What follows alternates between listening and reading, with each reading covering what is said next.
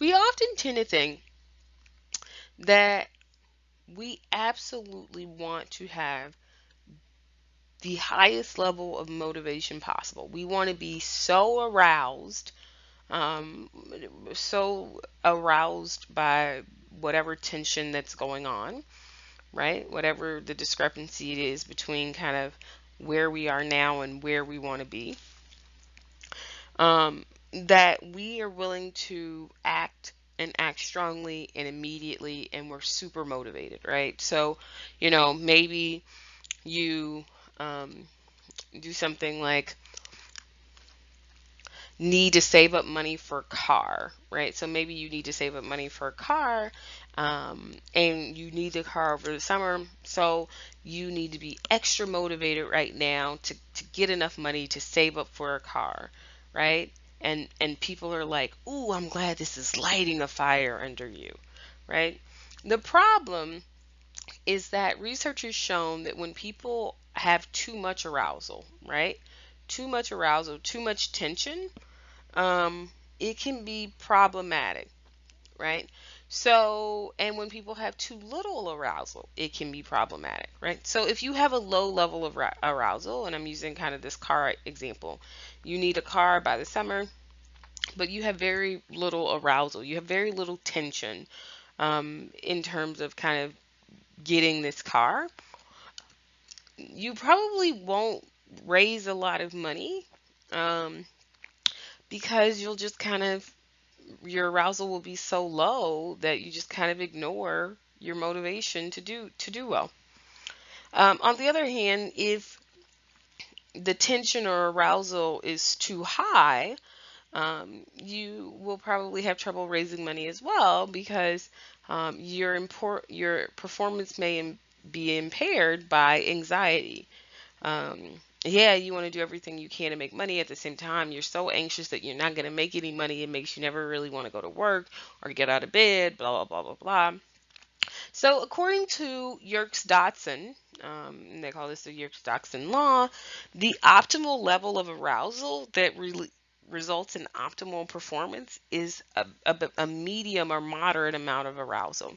So you want a moderate amount of tension, right? To motivate you to do something. So for example, let's say you have to take a test and you have this tension or arousal to do well. If the tension or arousal is too low, you might be like the stick figure and not and just go to sleep, and so your performance is quite poor because you don't really study, and the test doesn't turn out well. On the other hand, let's say, you have a test and your tension or arousal is quite high. There's a chance you might do poorly as well because you have this strong level of anxiety around doing well on this test. You can't remember anything. It's hard for you to concentrate because you're just so anxious about doing well on the test. Again, according to the Yerkes-Dodson law, you really want to be somewhere in the middle. You want to study for the test. You want to feel like you need to do well, but you don't want to like bludgeon yourself over it. You don't want to um, reach the point where you're so focused on it that it causes some level of anxiety. So, consumer motivation is defined as the needs, wants, drives, and desires of an individual that lead him or her towards the purchase of products or other market offerings. And that's a pretty, broad base, right? Because consumer behavior is fairly big tent. We can say that a lot of things fall under consumer behavior and consumption, right? Whether it's the television show you watch, whether it's, you deciding to take flying lessons, whether it's, you deciding to buy a new PS5, so on and so forth, or listen to advice on exercising. So, all kinds of things will fall under that umbrella of other market offerings.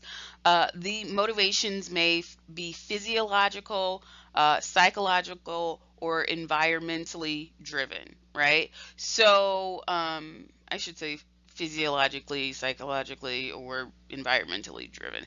So it could be an ad that you see. So you might see, a football star who is advertising Nike, and you decide you want to be just like him, or you really like him, and so you want the same Nikes. It could be ads that you see. We are coming up on both Halloween, which is, a huge holiday for us, as well as Black Friday and Cyber Monday and these kind of things, and ads will definitely motivate some consumers to shop. It could be product labeling. So here I show like Hellman's, which has this low fat label, no sodium, less fat, less saturated fat. Those kind of things can be motivational. It could be an ad that you see about, acne. As I've mentioned before, I'm really interested in stigma and stigmatized consumption, and acne is stigmatized quite a bit. And so, seeing people who have quote unquote clear skin or fewer blemishes promoting a product may kind of sway people. Um, Other types of motives and motivation: intrinsic motivation, extrinsic motivation. Intrinsic motivation is motivation that comes from forces within. I want to skateboard because I love the feeling I get when I move and exercise my body. Versus extrinsic motivation, motivation that comes from outside forces. I want to skateboard because people will think I'm cool. When we think about intrinsic and extrinsic, there are certain things that fall under certain categories. So, um, autonomy, learning, belonging, mastery, meaning, curiosity, love. These kind of intangible things are really important when it comes to intrinsic motivation. You might consider autonomy a motivator. You might consider the need to belong a motivator, learning a motivator. Whereas for extrinsic, you have these very tangible things, right? Badges, gold stars, money, points, rewards. You could also have things, though, that are intangible, like fear of failure or fear of punishment, right? These things that come from outside sources. So, these tangible things that come from outside sources, or kind of punishment or failure, which comes from an outside source, might be a motivator for you, or an extrinsic motivator, I guess I should say. So I definitely wanted to talk about money because we often think that money affects our motivation level. And this HBR article talks about the fact that, and I'm trying to get better about putting the authors of articles that I'm discussing kind of at the bottom of the page, so you see it at the bottom left hand corner. Side note. So in this article, they review research regarding money and its impact on motivation. And what they find is that there's a very weak association between salary and job satisfaction. Um, and the correlation between pay and pay satisfaction is low, which suggests that people's satisfaction with their salary is mainly independent of their actual salary. So you can kind of think, well, what then affects people's satisfaction with their actual salary? Um, I would I would argue kind of if that it might be, I'm not saying it is, I'm not testing this, but I would argue that it might be this idea that whatever that salary range is, people feel like you're putting them in a good position of that range, right? So let's say you're in a job and it pays 50 to $65,000. You make 57, and you are not that satisfied, but you make, let's say, 60 because you feel like that's the value you put in. That might be a little bit more likely than just the salary and pay set. I don't know. I'm just saying. And the other thing that the author found is that there's no real significant difference between the US and other countries when it comes to money and motivation. Pretty much every country, citizens are thinking the same when it comes to pay and job satisfaction. A couple of things that we can do with a couple of things we can do to motivate consumers. We can motivate consumers with money, whether it's price cuts, specials, rebates, coupons, so on and so forth. We know that sales may increase if we do that. Profits won't. Doing so attracts consumers less likely to repeat purchase, right? And price reductions may increase price sensitivity. So if they're used to getting a price reduction, the minute that price reduction goes away, the consumers might go away because they become sensitive to price, right? So they say, hey, this is significantly more than it was. I don't want it. So, question to ask yourself: do you want long term or short term motivation? So, you can get short term motivation from consumers by offering one time rewards. So, you have these extrinsic rewards that consumers can have Black Friday or Cyber Monday, so on and so forth. And again, a lot of times these are tied to sales promotions. You could also have long term or continuous rewards. And to get that, though, you need to have some level of intrinsic reward um, for consumers, right? So some people will feel kind of an intrinsic reward by association with Harley Davidson, for example, right? They tend to start associating positive affect or emotion with the brand itself. So you just have people who aren't necessarily looking for sales or discounts. You want consumers who will feel as though engaging with you and with the products you, or services you produce will create some level of intrinsic reward. So, for example, if you come by my office, you'll notice that I collect Barbie dolls. I don't collect Barbie dolls, I'll be honest, because I'm getting discounts on Barbies. I collect them because there's an intrinsic reward for me to have them. But I'm a little weird in the sense that I'm not necessarily pro Barbie. Sorry. But one thing to remember is, do you want to acquire or retain consumers? If you want to acquire consumers, short-term motivation is a way to go. But again, there are some downsides to that, right? I listed them in the last slide. Retaining consumers, however, probably you want to stick with this long-term continuous reward, this intrinsic level of reward. You could also provide consumers with free gifts for purchase or other free products, contests, sweepstakes, so on and so forth to motivate consumers. Um, However, there is some research that looks at the value discounting hypothesis. And basically, what they show is that when you offer a free gift, consumers will be convinced that the product that is associated with the free gift is less valuable. So if you were giving someone a free gift if they bought a bottle of wine, what they'd say is that consumers will think that the wine is lower quality because you're offering a free gift. And they've shown that by showing that when you have a product and you include a free gift, people are less likely to want to purchase the product and are less likely to want to pay above a certain amount. So they have a lower price point for those type of items. You could also motivate consumers by having a loyalty program.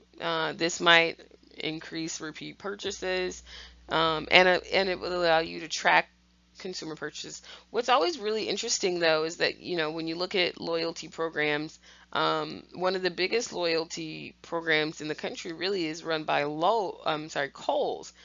Kohl's seems to get a lot of their people to sign up for their loyalty program. What's really interesting, though, if you look at this, is not only is Kohl's kind of outpacing pretty much everybody else, they're even outpacing everybody else in terms of millennial men.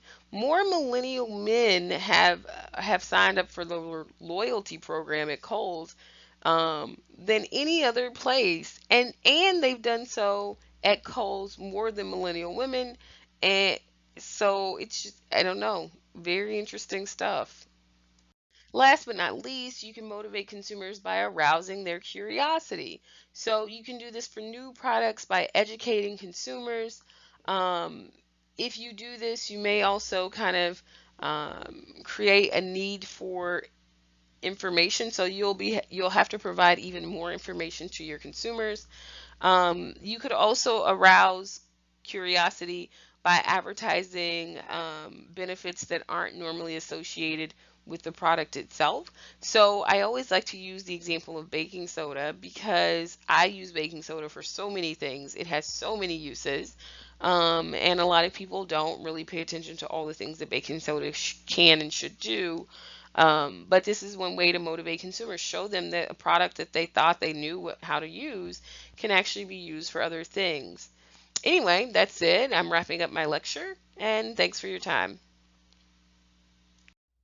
Okay, so one thing to remember is that regardless of whatever it is we as marketers are trying to market, whether it's products or services, ideas like the government, or if you have a company and you're trying to market ideas or TV shows or program, whatever, we want consumers to be motivated enough to both listen and follow the recommended behavior, right? Whether it's, hey, can you buy this? Can you do this service, right? All these things.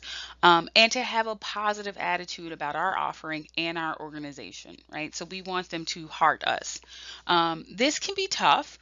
Because consumers are complex. Remember, in the first lecture, I talked about consumers being this black box, and we don't always understand what motivates consumers to do things.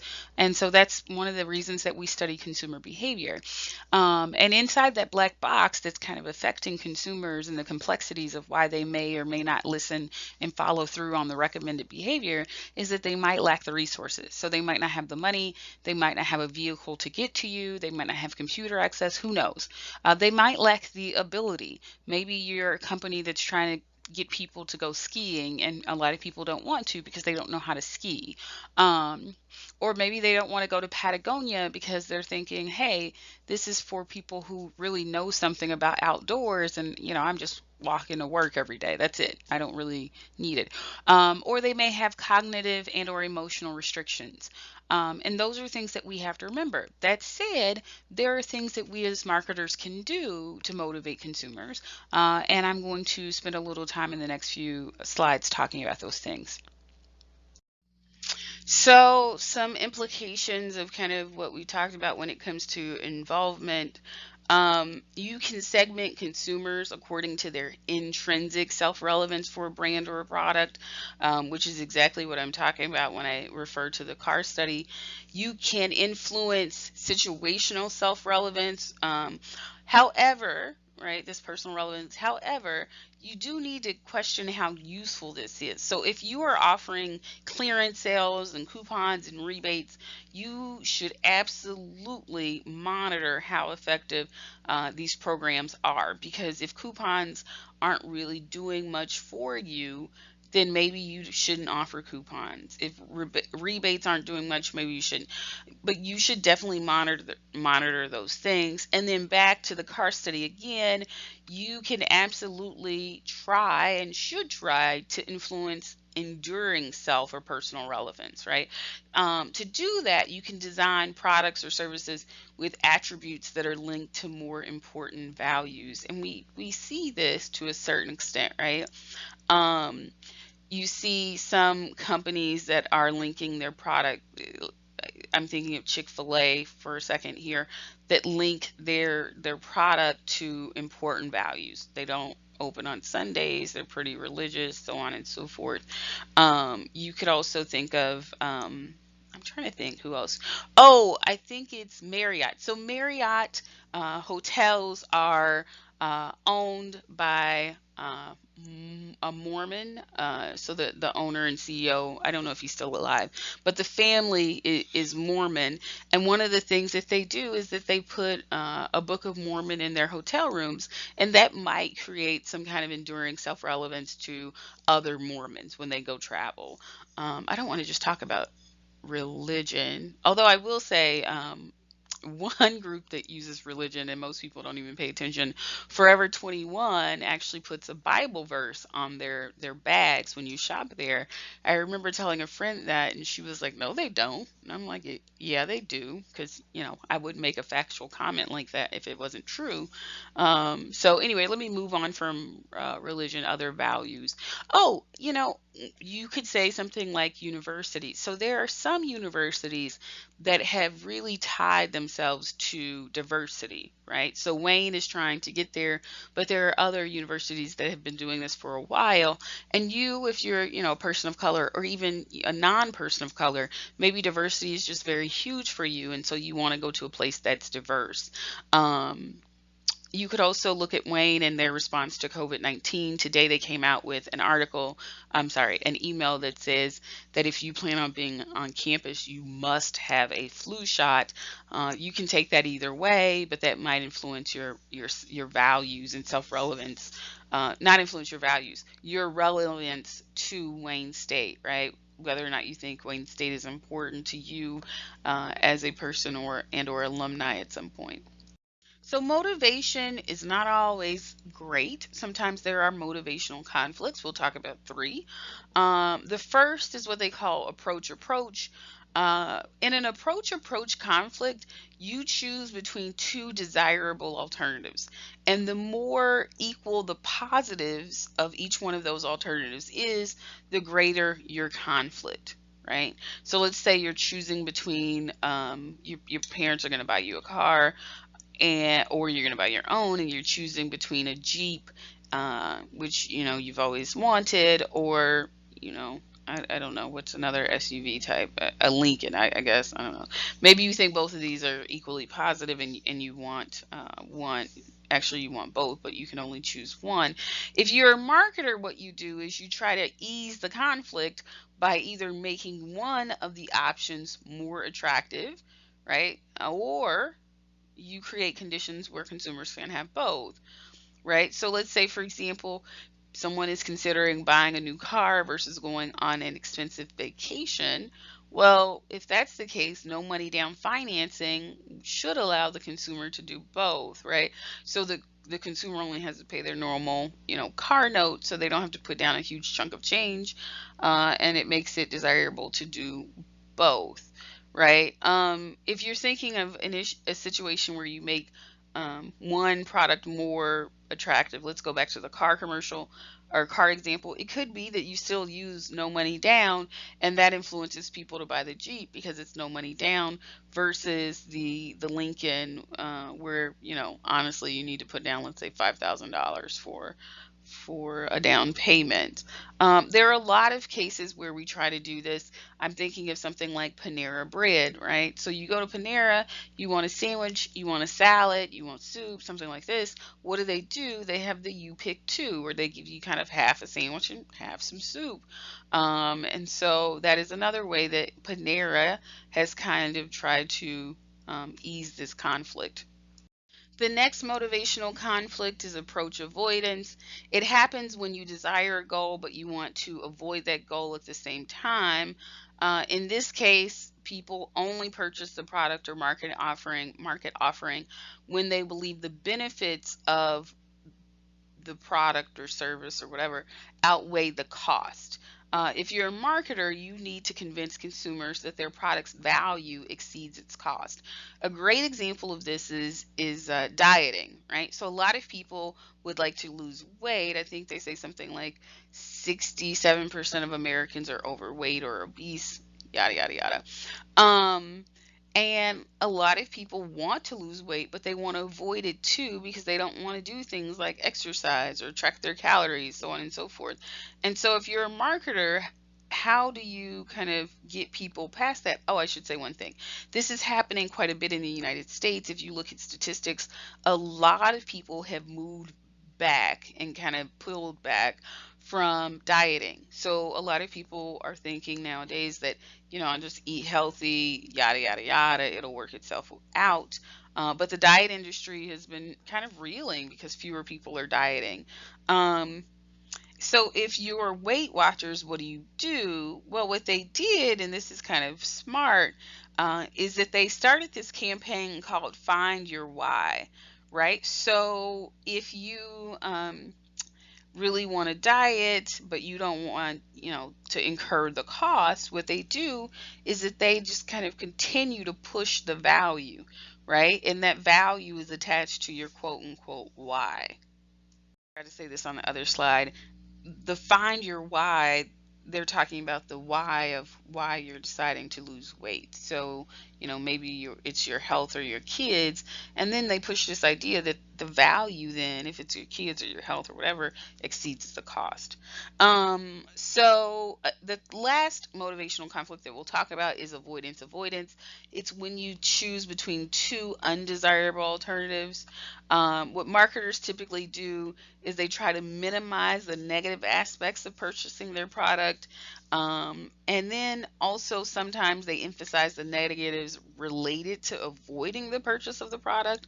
So, an example, paying to fix up an old car or buying a new car, right? So, if it's buying a new car, they may say, listen, no money down. You can drive it off the lot for the first 3 months free, so you don't have to worry about car payments, so on and so forth. Or you can say, hey, you should go to the car service place because ultimately you already own this car. And so putting in an extra $200 will be way better than spending, $30,000 on a new car. I think they say something like the average car payment right now is $587 thereabouts.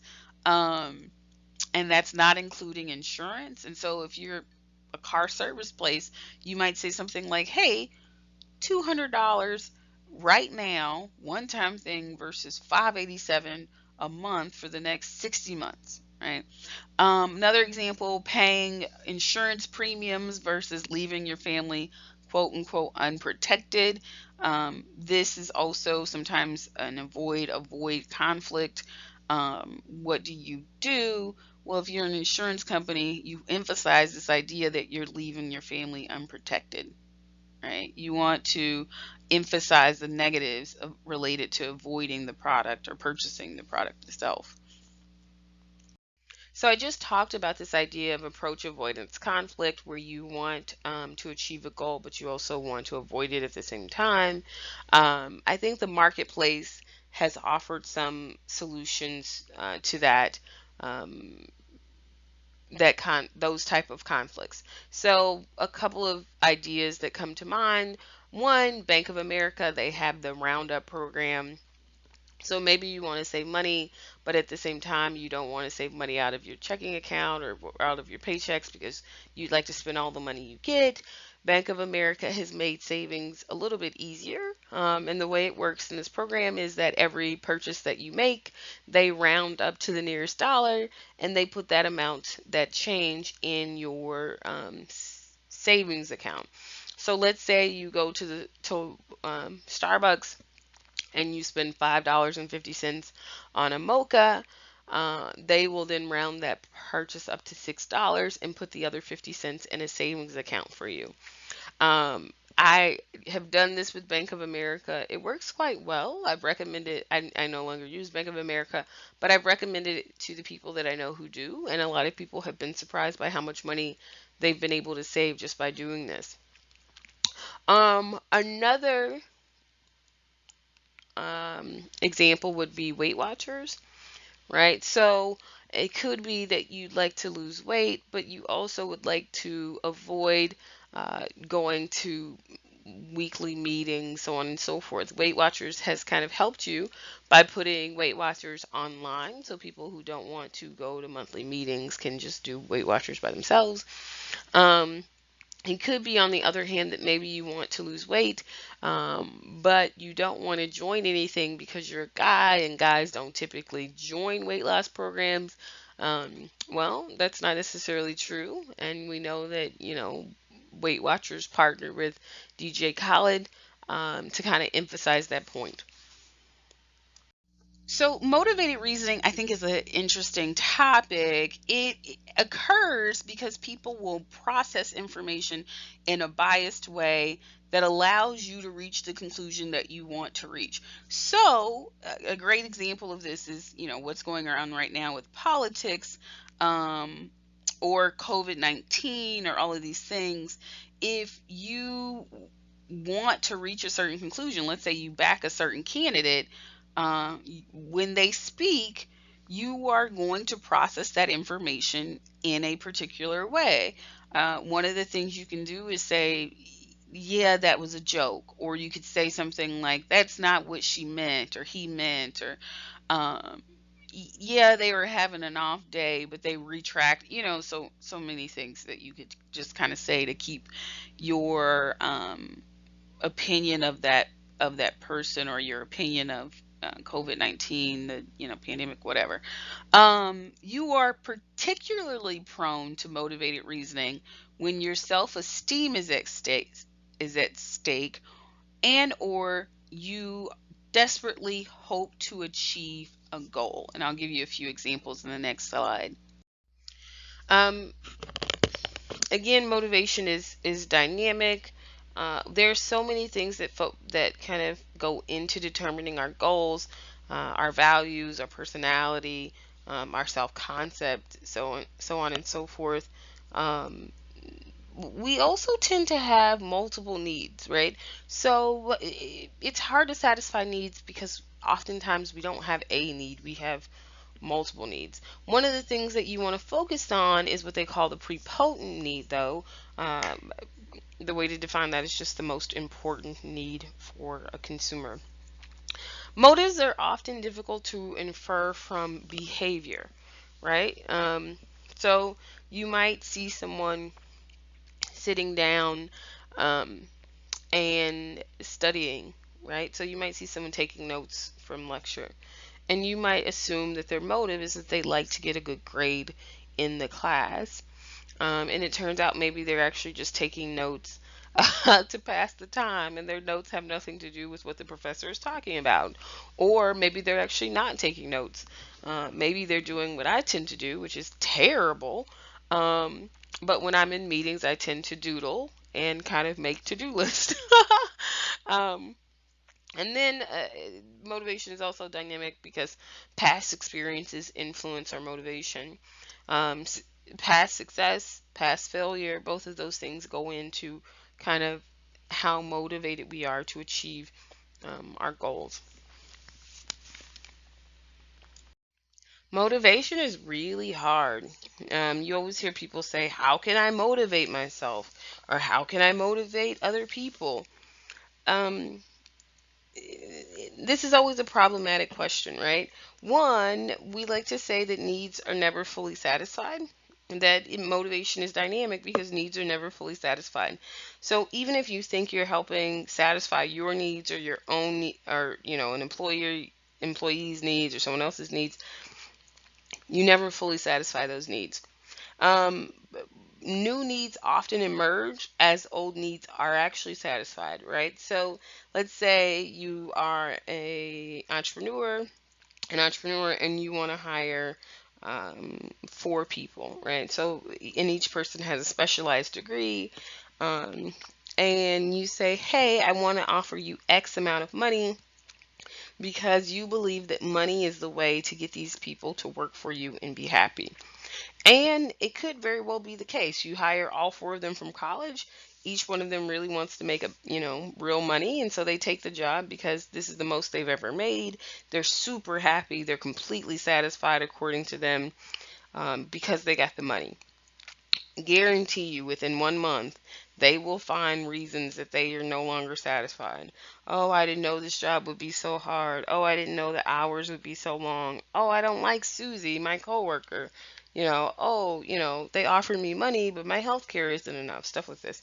Um, it's also true that a given need may lead to totally different goals, right? So let's say you and I are both at the mall, and I decide that I'm hungry, and you decide that you're hungry, right? So we both have needs, and our need is hunger. That might lead to different goals. So for you, it might be that it leads to going to the food court and eating Chick-fil-A. I don't eat Chick-fil-A, so that would not be a goal that that I would have. Um, Oftentimes, consumers are also more aware of their goals than their needs, and that becomes tricky, right? So maybe my goal is, to, I don't know, to learn how to speak a foreign language, but my need is actually really to learn to communicate effectively, regardless of what language I'm speaking, right? Or maybe my goal is to travel over the summer. But my need is really, to figure out a way to have a restful summer. So, not only are we often more aware of our goals and our needs, we often prioritize our goals more so than our needs. So, I have said this before, but I want to go back and say it again. Marketers do not create needs. Um, that said, some people have reached the point where they would argue, some marketers have reached the point where they would argue, and we've seen some CEOs um, argue this same thing, that consumers don't buy products. Instead, they buy motive, satisfaction, or problem solutions. So a person does not buy a sofa, but they buy comfortable seating, right? A person doesn't buy cosmetics, but they buy hope for looking good, right? So it's not the cosmetics that they're really purchasing. They're purchasing this hope that they can look good. It's not really the sofa that they're interested in purchasing. They're interested in purchasing comfortable seating. If this is indeed the case, then as managers, we must discover, as managers and marketers, we must discover motives that products and brands can satisfy and develop marketing mix strategies around these motives or needs, right? Makes sense. So marketers don't create needs. We do, however, create demand or the willingness to buy a particular product or service, right? This could be caused by needs or wants or motive, but it's not really the motive itself, right? So, you might want to get more women, or people, members of whatever sex you're attracted to. You might want to get more of them, right? And maybe you see this commercial for Axe. I'm gonna assume that's shampoo. And it looks like if you have this shampoo, then you get all the ladies, and so that creates a demand for Axe body or shampoo. But right, that's not the need. That's not the motive. That's just demand for Axe body spray. Make sure you understand the difference between those, because I feel like that could be a test question too. So I have a few more slides. The challenges of understanding consumer motivation. One, reasons underlying consumer motivation are not always obvious. People aren't willing to tell you what they are, and they don't always. It's hard to infer them. Research is necessary to discover real motivations behind behaviors, but that's true. That's true, but I would argue lots of research is needed, and it needs to be replicated quite a bit. People don't always want to disclose real reasons for their actions. This is true. Again, remember we have these latent motives. Motivations change over time.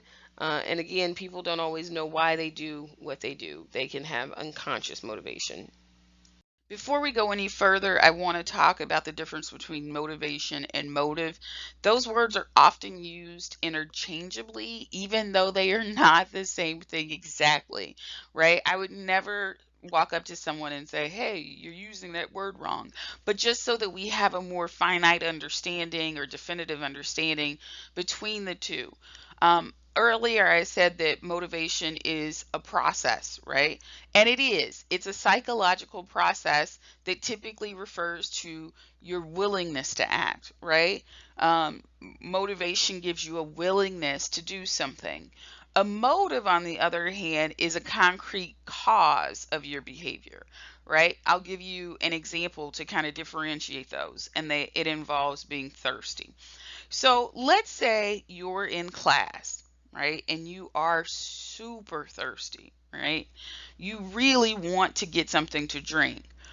That is your motivation. You're motivated to get something to drink because you're super thirsty, right? On the other hand, while you look around and you say, I need to quench my thirst, when you're in class, let's say at the Illich School, your options aren't really that great, right? You can walk out of class and try to find a water, what do you call those? Water dispenser, whatever you call them. Water fountain is what you call them. You can walk out of class and try to find a water fountain but you may be in a situation where there are no water fountains around, right? Maybe you'll have to go 4 flights up the stairs. That's an exaggeration. There aren't really 4 flights up the stairs that you can go. I think the max you can go is up 3 flights of stairs, but whatever. So let's say you just really do not want to go up those flights of stairs to get the water, right? The other thing you could go do, well, you could do is on the first floor, there is a vending machine, right? And you can get water out of that or something to drink out of that. But let's say you have no money, right? So your options are you have no money, so you can't go get something from the vending machine or elsewhere. The only thing you can do is get up and go get some water, and maybe water just isn't that appealing. And so you have no real desire to act. On the other hand, let's say you're flush with cash, you do have cash on you, and for a fact downstairs a vendor has come in and they're doing a little pop-up in the business school, which happens actually, and they're selling, let's say, smoothies, and you're all about smoothies, right? And so for you, the concrete motive here is you want to go get a smoothie. So that smoothie is the concrete cause of you getting up and walking out of class and going and buying a smoothie. That is an example. I highly don't recommend people walk out of class and come back with a smoothie, but that's an example of a motive versus motivation.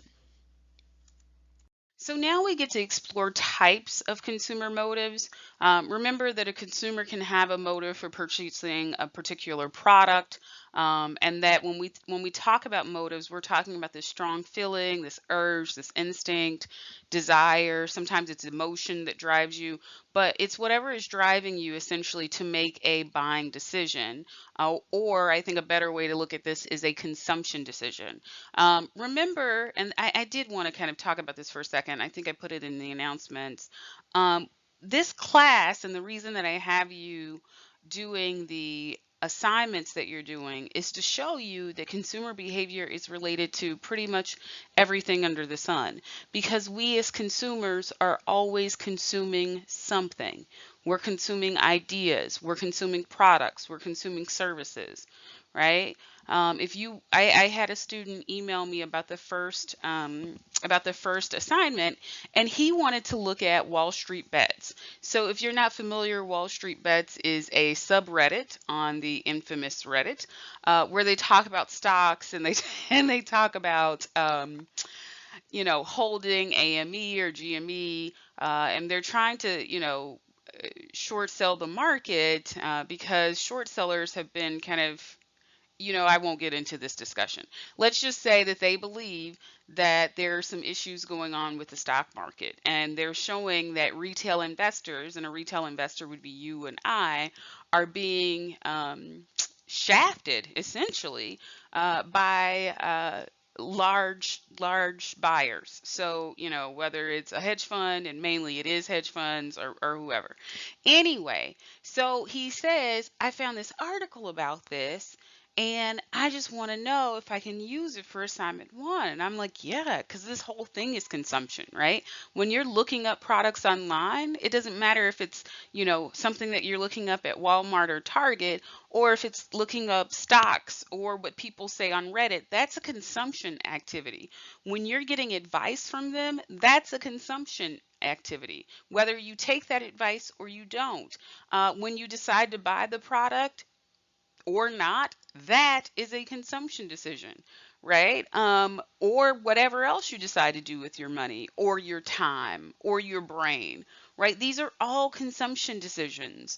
And so that's something I want you to remember. When I decide to buy a computer, yeah, that's a consumption decision. It's a Mac or it's a PC. When I decide to buy a television, it's the same thing. But if I decide to go out drinking with my friends, or maybe I should say, if you decide to go out drinking with your friends, you're making consumption decisions the entire time. You're making the decision on where to spend your time, where to spend your money, who you want to talk to, who you want to listen to, what ideas you're going to take away from that evening, whether or not you use Uber or your own car, where you decide to park. All of these things are consumption decisions, right? And so we need to remember that. Anyway, I'm done with my little rant. Let me get back to motives. So, motives which influence purchasing decisions, we can think of two. The first is a product motive, and we can think of this actually as more of a product or a service motive, right? Because a lot of times we're purchasing products or services, and it refers to these motives refer to the influences and reasons which prompt a buyer to choose a particular product in preference to the others. So I'll give you an example. The other day I was looking for a dermatologist because I have a skin allergy. I think I might have mentioned that the first day, and I've been having some issues, so I need a new dermatologist. The question becomes, what dermatologist am I going to choose, and how did I make that decision? Right? That's a service. On the other hand, let's see. I need to go to the grocery store tomorrow. I'm not going to go to the grocery store. I think I'm just going to go to walk over to Eastern Market, right? That's a motive for a service. So yeah, there you go. And then also patronage motives. So it's the consideration or impulses which persuade the buyer to patronize or to patronage specific shops. So you may or may not know this. Amazon now has a few stores out in like Washington, the state, and different places. Or, Walmart has these huge superstores, right? It might be that when you decide to go to the grocery store, you always go to Walmart or you always go to Kroger because you like those stores or they're by your house or that's where your parents went, whatever. Those are your motives for, patronizing a store.